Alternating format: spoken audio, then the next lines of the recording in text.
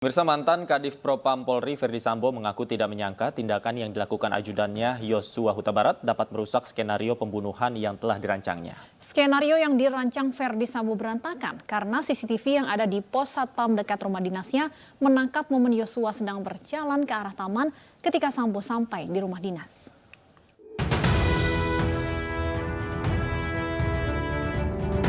Ferdy Sambo merancang skenario penyebab kematian Yosua karena insiden baku tembak di rumah dinasnya di Komplek Polri Duren 3 Pancoran, Jakarta Selatan. Menurut skenario Ferdy Sambo waktu itu Yosua dikatakan tewas setelah terlibat insiden baku tembak dengan ajudannya yang lain yaitu Barada Richard Eliezer Pudihang Lumiu atau Baradae.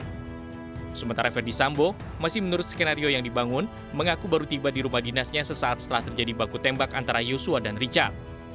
Namun skenario yang dirancang Ferdy Sambo itu berantakan karena kamera CCTV yang berada di pos satpam dekat rumah dinasnya.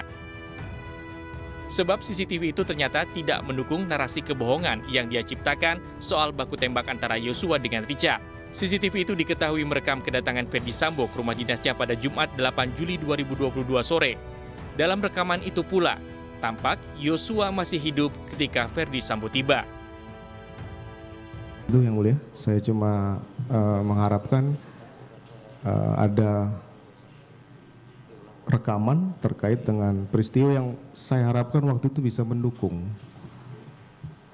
skenario saya. Karena waktu itu saya tidak menyangka bahwa Yosua ini ternyata begitu saya masuk dia jalan ke taman. Mungkin karena takut lihat saya gitu.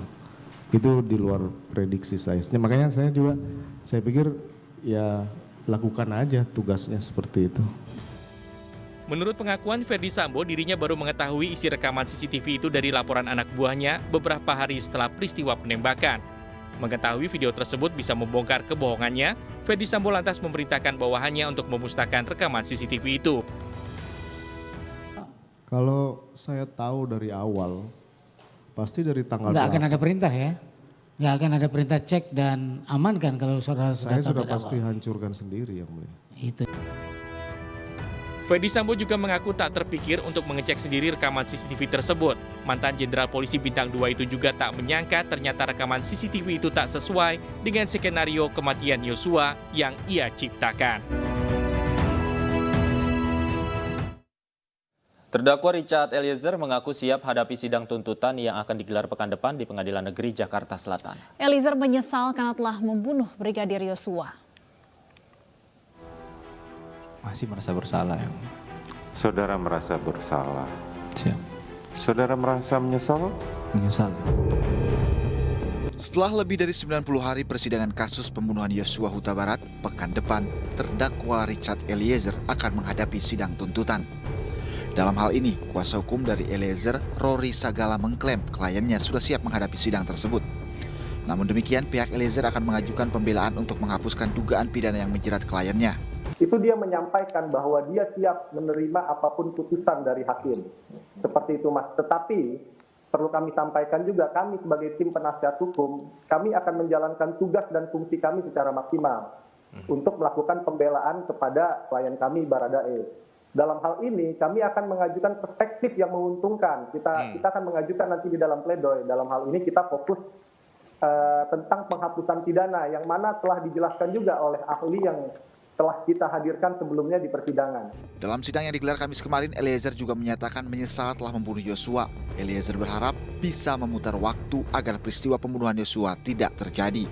Terdakwa, Siap, yang mulia. setelah rangkaian dari peristiwa ini, apa yang saudara rasakan saat ini? Saya masih merasa bersalah ya. Saudara merasa bersalah. Siap. Saudara merasa menyesal? Menyesal ya. Oke. Barada Eliezer didakwa melakukan pembunuhan berencana terhadap Brigadir Yosua. Eliezer didakwa melanggar pasal 340 KUHP, subsidiar pasal 338 KUHP, jungto pasal 55 ayat 1 ke 1 KUHP.